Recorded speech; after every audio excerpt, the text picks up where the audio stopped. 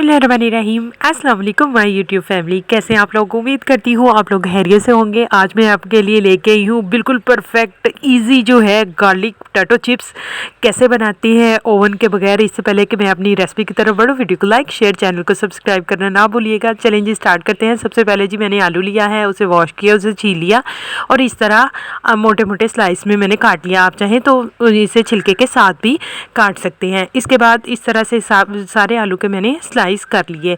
अब जी मैंने लेना है पैन में मैंने 2 से 3 टेबलस्पून जो है वो मैंने ऑयल के डालने हैं।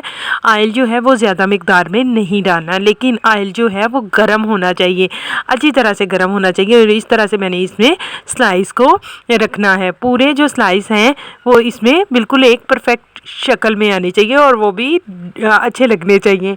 आप मुझे कमेंट में बताते रहा करें आपको मेरी रेसिपीज़ कैसी लग रही हैं, मेरी वीडियोस कैसी लग रही हैं, आप कहाँ से देख रहे हैं रेसिपीज़ को। ये आपकी तरफ से हम सब यूट्यूबर्स के लिए एक हौसला होता है।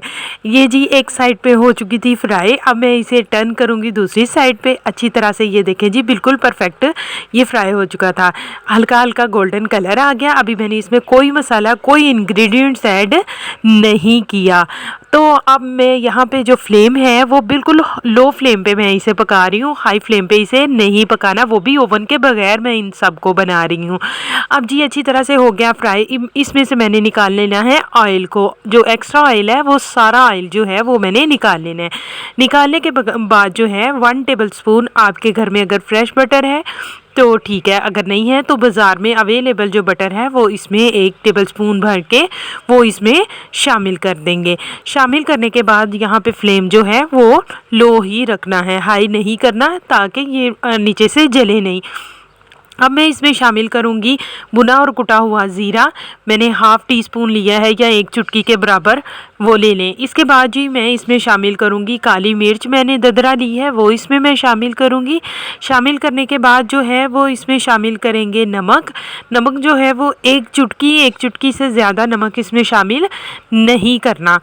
अगर आप अपने टेस्ट के हिसाब से इंग्रेडिएंट्स को कम या ज़्यादा कर सकते हैं। यहाँ पे मैंने जी लहसुन लिया है ग्रीन, आप चाहें तो वाइट लहसुन भी इस्तेमाल कर सकते हैं।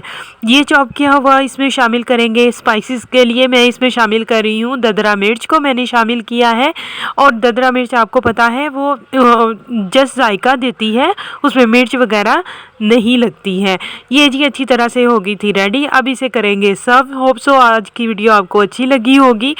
कमेंट में मुझे बताइएगा कि आपने ये रेसिपी ट्राई की, आपको ये रेसिपी कैसी लगी। और इसके अलावा अपने फीडबैक से आगाह कीजिएगा।